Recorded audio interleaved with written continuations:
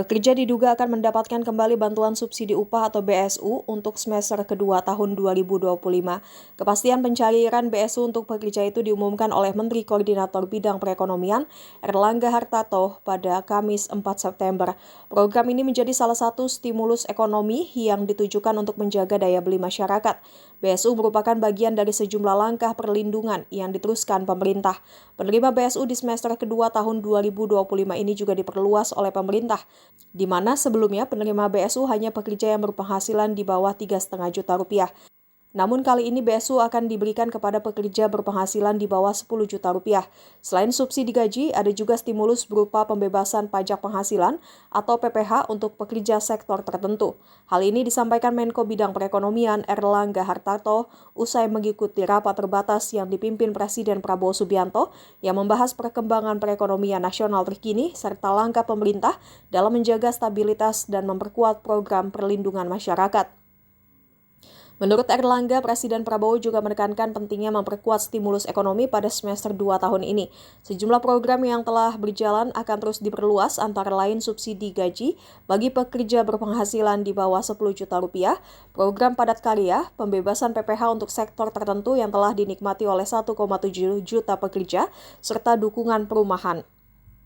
Namun demikian, Erlangga belum merinci berapa besaran bantuan subsidi upah yang akan diterima pekerja untuk semester kedua tahun 2025 kali ini. Apabila mengacu pada BSU semester 1 tahun 2025, saat itu para penerima manfaat program BSU bisa mendapatkan subsidi gaji atau upah dalam bentuk uang tunai sebesar Rp300.000 per bulan selama 2 bulan yang dibayarkan sekaligus dengan total Rp600.000. Lalu apa syarat menerima BSU? Meski sudah mengumumkan rencana pencairan BSU gelombang kedua, namun pemerintah belum mengeluarkan peraturan baru pencairan BSU September 2025. Pemerintah juga belum mengumumkan kapan BSU September 2025 bisa cair. Namun merujuk peraturan Menteri Ketenagakerjaan atau Permenaker nomor 5 tahun 2025, syarat untuk menjadi penerima BSU yakni warga negara Indonesia atau WNI yang dibuktikan dengan nomor induk kependudukan atau NIK, peserta aktif program jaminan sosial BPJS Ketenagakerjaan, menerima gaji atau upah paling banyak sebesar Rp3,5 juta, dikecualikan bagi aparatur sipil negara atau ASN, prajurit TNI, dan anggota kepolisian, diprioritaskan bagi pekerja atau buruh yang tidak sedang menerima program Keluarga Harapan pada tahun anggaran berjalan. Bagi pekerja atau buruh dengan gaji upah di atas Rp3,5 juta, maka persyaratan gaji upah tersebut menjadi paling banyak sebesar UMP atau UMK dibulatkan ke atas hingga ratusan ribuan penuh. Namun demikian, Kementerian Ketenagakerjaan menegaskan tidak ada pencairan BSU di bulan September ini, sehingga belum ada aturan rigid tentang pencairan BSU semester 2 tahun 2025. Hal itu diungkapkan Dirjen Pembinaan Hubungan Industrial dan Jaminan Sosial Tenaga Kerja Kemenaker, Indah Anggoro Putri, seperti dimuat Kompas.com, Kamis 11 September. Dari beberapa program yang didorong adalah untuk meningkatkan produktivitas dan untuk meningkatkan keterima atau magang bagi mahasiswa yang fresh graduate. Ini sedang dipersiapkan. Kemudian juga terkait dengan perluasan pajak yang ditanggung oleh pemerintah yang sekarang sudah berjalan industri padat karya untuk didorong juga ke sektor perluasan sektor lain. Kemudian juga program bantuan pangan yang sudah berjalan. Ini kita akan lanjutkan 3 bulan ke depan.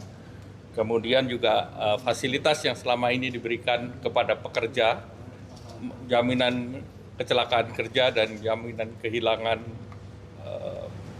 pekerjaan, jaminan kematian, JKM, itu juga untuk didorong kepada pekerja lepas atau pekerja mitra, dalam hal ini ojol. Nah, ini kita akan dorong juga, yang pemerintah kemarin memberikan bantuan untuk 50% bayarnya. Nah, ini nanti teknisnya kita sedang siapkan.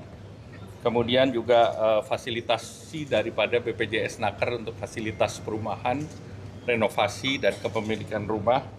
Dan kita sedang mempersiapkan juga program-program cash forward ataupun kerja padat karya di sektor perhubungan maupun di sektor perumahan.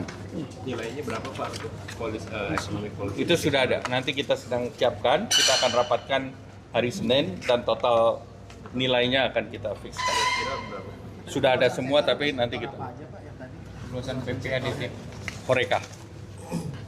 Ya, Insentif itu berarti bakal running di sampai akhir tahun ini? sampai akhir tahun. Semua kita dorong sampai akhir tahun.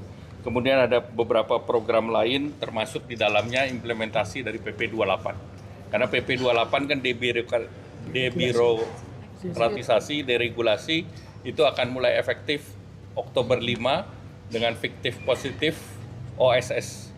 Jadi dengan berbagai kementerian, ini sudah ada target waktunya, sehingga diharapkan dengan demikian kepastian bagi usaha semakin meningkat.